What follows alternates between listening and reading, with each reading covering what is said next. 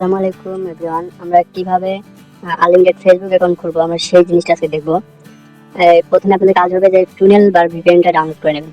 নেওয়ার পর দেখেন আমরা সিঙ্গাপুর সার্ভার কানেক্ট আছে। যদি সার্ভার না বুঝেন তো উপরের দিকে যে এই চিহ্নটা আছে না, এইটা ক্লিক করে উপরের দিকে চাপ দিন। তারপর অনেকগুলো সার্ভার আসবে। এই সার্ভার থেকে যে কোনো একটা সার্ভার আপনি সিলেক্ট করে নেবেন। সিঙ্গাপুর দিয়ে যদি কাজ করি আমি এখন, যে কোনো সার্ভার দিয়ে কাজ হবে। তবে সিঙ্গাপুর, ইন্দোনেশিয়া, সুইজারল্যান্ড, মালয়েশিয়া, মালয়েশিয়াতে তেমন হয় না, কিন্তু এগুলো দিয়ে আগেরগুলো দিয়ে ভালো হয়। তো এটা কেটে দেয়, আমি তো এটাতে ঢুকছিলাম। আচ্ছা, আবার প্রথম থেকে দেয়, এটা লগ আউট দিয়ে নিই।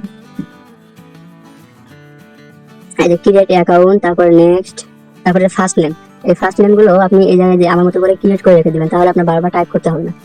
এরকম করে নিয়ে এই জায়গায় পেস্ট করে দিবেন। এই যে পেস্ট করে দিলাম, এই যে পেস্ট করে দিলাম, তারপরে নেক্সট দিলাম। তারপরে এই জায়গায় আপনার সাইন আপ জিমেল।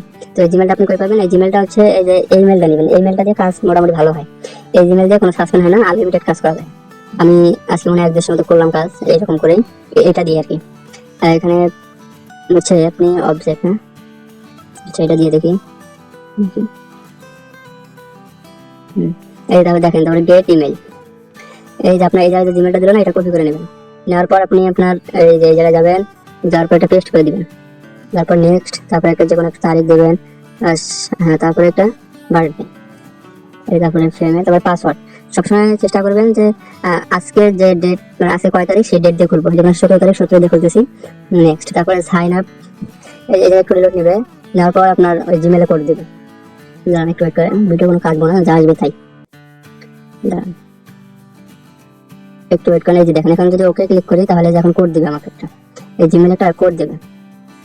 এই যে দেখেন কোড কিন্তু চলে এসছে। এই যে এই কোডটা কপি করে নেবেন, ক্লিক করবেন, করার পরে যে কোড, এই যে কোডটা কপি করবেন। তারপরে হচ্ছে আপনি এই কোডটা নিয়ে এই জায়গায় পেস্ট করে দিবেন।